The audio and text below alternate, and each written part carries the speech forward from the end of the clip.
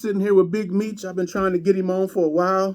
What's going on? Turn my hat around so I don't have that dark shadow over there. No doubt. But anyway, we just want to talk about the love that, fathers have for their kids, even though they might not have had a father or they had a father in the home that was an unhealed and broken father, which I always say a fatherless home is better than a home with an unhealthy, unhealed father in it. Because that's something that kids, a fatherless home, that's a whole spirit that kids don't have to deal with. So when you have a unhealed, broken father in the home, that's a whole nother spirit that this child has to deal with and more stuff he has to get over. So, man, by you not having your dad around, how did you develop the love that you had to give to your daughters? My family. You know my family. You've been around the whole time. My family is all love, man. My grandma, my mom, my aunts, my aunt Jean, my aunt Tracy, everybody, my uncles. We all was close. You know what I'm saying? We wasn't perfect, but it was all love. Holidays. Everybody got together. We ate together. We was going over each other's houses. I even remember living with my aunt at one time, living with my grandma at one time. We all just looked out for each other. You know what I'm saying? Them other, cousins had their spits and spats or whatever, but that was never us. You get what I'm saying? Yeah. Like in a circle, if it was in a circle, I guess they took care of it. But I was always cool with everybody. So that's basically where it came from. And I can attest to that love. I gotta tell this story of Miss Barnett, his grandmother. Me and his uncle Rob was real cool, so they stayed around the corner from my aunt. So one day, my aunt forgot I was coming over there after school, and so Miss Barnett said, "Well, you come sit down with us and eat."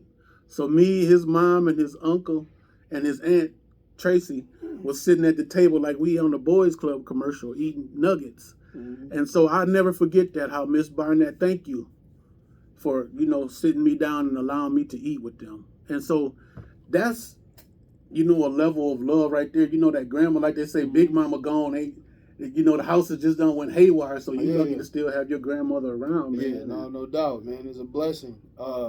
She almost 80. She's still moving around. She still look good. She's still cooking, fussing. Still cooking them nasty chitlins. It's all love, man.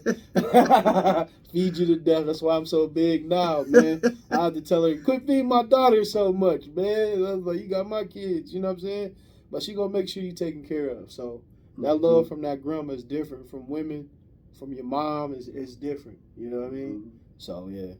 So yeah, because man, I gotta commend you, man. I see you with your daughters on, hooping and working them out, and stuff like that, man. Because I mean that's real, because we don't have that many fathers that's really taking time with their kids to really, not only put a trade in them, but allow them to, cultivate their skills, in a sport. Yeah, it was with me. I'm just a big sports guy.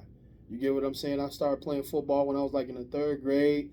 I got a chance to play in college a little bit, and I was like, I always like if I had a kid, I was gonna introduce him to sports. You know what I mean? Some people like, I'm gonna see if they like it, and I said I'm not gonna wait. That's just how I. I was like, we're gonna introduce you to it. You got to do something, especially with girls, because when girls start getting older, minds start running, and they start getting fast. You don't need no free time to be thinking about boys and stuff like that. So I started my youngest daughter off. I look at I'm real big on sports, so I looked at her body type. I was like, what is she good at? Her footwork. I just take her through little drills and stuff like that. I was like, oh, she can play hoop and she can play softball. So we did both. I took her to softball. She's like, I'm straight on softball. I'm straight. I said, okay, that's fine. So we did the hoop thing. Man, my daughter scored her first game. She scored 14 points in the second grade, bro. Wow. After all that training, you know what I'm saying? We trained, though. It wasn't just I just stuck her out there and she scored. But we trained. I got her all the way ready because I know how I want your confidence to be as high as possible when you get out there. You know what I mean? I want you to know what you're doing. She scored 14 points the first game. My mouth dropped. I said, whoa. You know what I'm saying? I wouldn't have expected that. I would have been happy with 6 in the second grade. Like, you know what I mean? But I break it down to her. To like, I said, yo, listen, how many points you want to score? I'll score like 10.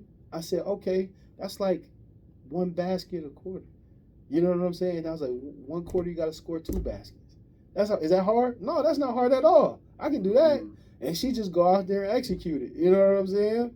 One time she told me she was going to score 20. I was like, you scored 20, I'll give you $50.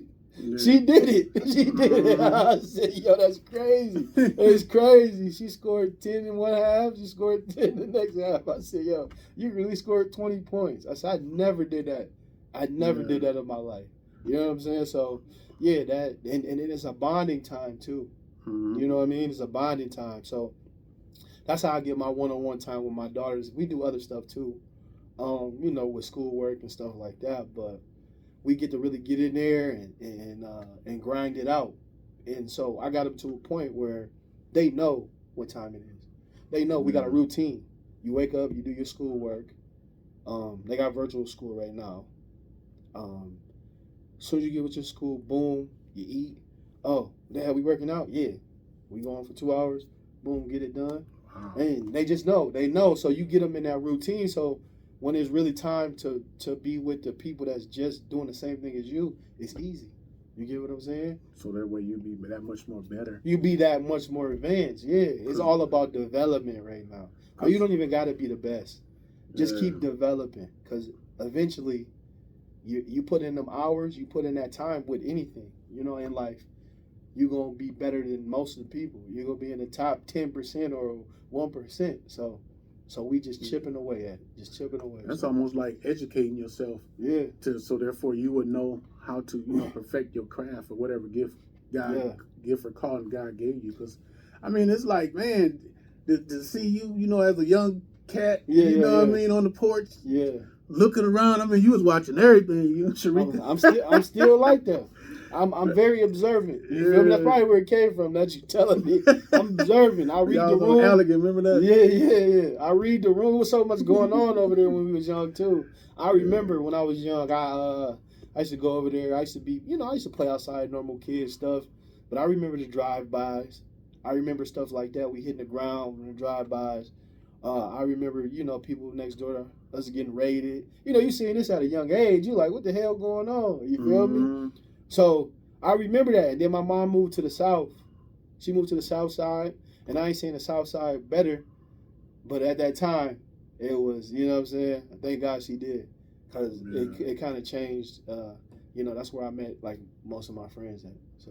And I got to commend Kathy, too, because she definitely held y'all down, man. Like I said, kept y'all clean like it was Easter every day, man. And, you know, and got in your behind, I'm pretty sure, too. Yeah, I saw you make a couple posts, you know, showing your mom and telling her how much you appreciate that, man. Because, you know, one thing about women, you know, they gonna make it do what it do. Definitely. You know, but then if somebody come in and help too, hey, that's a plus. And so just like you with your daughters, man, because I know with my daughter, she's 32 now. Yeah. And now I'm just looking at the conversation that we have, you know, because when she was in high school, we always wasn't the coolest, you know what I mean? Because it's like, you got to put your foot down and let her know, look, I don't care what I'm pretty sure you done heard your grandma, mom say, I don't care what your little friend's doing. Yeah. You ain't staying the night over nobody's house. Yeah, you can go to their little birthday party, but you coming home after that. With girls, man, with all kids, but especially girls, you got to be super careful.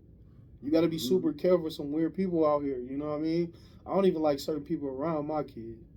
And I tell them, like, nah, you ain't staying over here. I tell you right to the person face, y'all got some garbage going on. You know what I'm saying? No, I don't trust none of that. You feel what I'm saying? And you got to be like that. And I let them know why, too. Why can't I do it? Listen, there's people out here that who, you know, will try to take advantage of you. You a little girl. We can't sugarcoat it no more. You know what I mean? They got to know, you know, don't get too explicit, but they got to know what's up. Because the world is changing. It's way different from when I was a kid. You know, with all this weird stuff going on right now that we don't want to get into too much because I don't want to hear nobody say nothing to me about it. But it's getting super weird out here. And when they going against their common sense now. And my daughter, she, you know, she goes to East Lansing.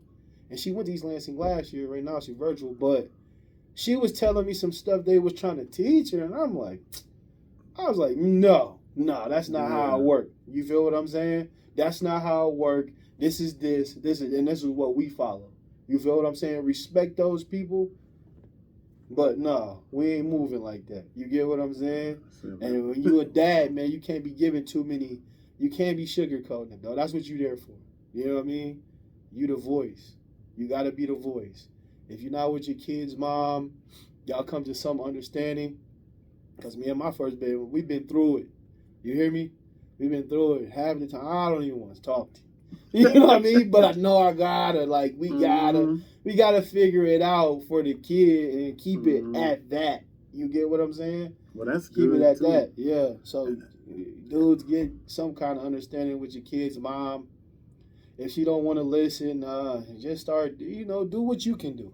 Yeah. I say avoid courts, but if you gotta go to the courts, go to the courts. You feel me? Yeah. My thing is, and two, you ladies out there, if you got a good baby daddy, appreciate that man. Don't be trying to do all you can to wreck him, because if he don't want you for a reason.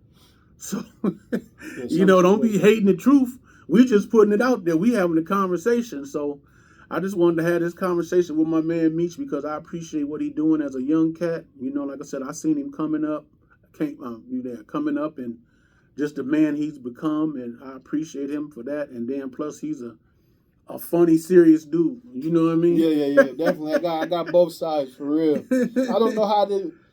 I can balance it. I said I've been doing this since school though. You know what I mean? I never was no super tough guy. I was joke, but it was a respect thing for me. It's just about respect to me. So jokers, as long as we respect, as we respect each other, even when we joking or we playing around or whatever, we disagree, we can talk about it. But don't disrespect me. You know what I mean? Just don't disrespect me, because just don't disrespect me, or don't do that, man. Because most of the time it's not called for. You get what I'm saying? Yeah. It's not called for, and I probably got that from my dad, because he's a cool dude. He's a cool dude, but he's a serious dude too. You know what I'm saying? Because you hear the stories. Yeah, your dad want nobody to play with. I say, who, him? He cool. You know what I'm saying? But they're like, no, don't get it twisted. Don't get that twisted. I was like, yeah. I see what I'm saying. You know what I mean? So that probably came from my pops, my mom too. She got that attitude part in her too, and she don't be playing like I was scared of my mom till I was 12 years old. I always tell people that I was scared of my mom till I was 12 years old. I was like, yo, she don't be playing. And my friends used to be like, yo, your mom don't look like she be playing at all. I was like, she don't. But in the long run, that helped me. Mm-hmm. She was on me. She gave me freedom, though. I play sports, but you're not about to do no extra garbage. You know what I'm saying? She let me spend over my friend's house. But my mom was like, she was stern. And my mom wasn't no person to just take up for. She told me the truth about women and stuff like that. So anything that happened to me, I didn't listen, because she told me. You feel me? She gave me the game, and the game was harsh. She said, yo, this is what's going to happen. These are people you don't need to be around. They'll make your friends. I didn't listen sometimes, and then it bit me in the butt later on. You feel what I'm saying? Yeah. So she gave me the game. She's a real smart person. Observant. Women got that intuition. You know what I'm saying? They got that intuition. They gonna let you know what it is. And everything she said about a person or somebody or a situation, it happened just like she said it was gonna happen. And she's like, I told you. Last situation I got into, I said, I'll never question you again. I'll never question my mom again, I swear to God. So that's wisdom, man. So real talk. Well, shout out to you, Miss Kathy. Good job. Most definitely. Wooch, much love to you, brother. I'm still waiting on you to come through with that hardcore, the videos. I mean, I see you touching around the surface, but come on, brother. Yeah, I be telling my dad too, hey, ain't no way. And I'm like, you gotta come with it. We gotta, my dad chill. Yeah, he said, we have our personal talks. Mm-hmm. So it's nothing like the videos. You get what I'm saying? He really get into it. You feel me? So I'm gonna let him tell his story, because it's a lot of parts to it. You feel what I'm saying? And that's the thing that these kids need. He definitely really, yeah. And some of these old cats too. Just I'm about to start living unapologetically. Yeah, you know what I mean? Because the way the world is now, and it's just divided. Yeah. Especially after, I ain't gonna go there. The election. But anyway. Yeah. That just showed you know, hey, who's who, and that's what it was all about. Who's who and what is what. Right. So we're not gonna say who we for or who we was against. If we was for either one of them, but either way it is what it is. So Right. with that being said, much love, fam, and Much love, baby. get at you, man. No doubt. Get with me. Peace. Right.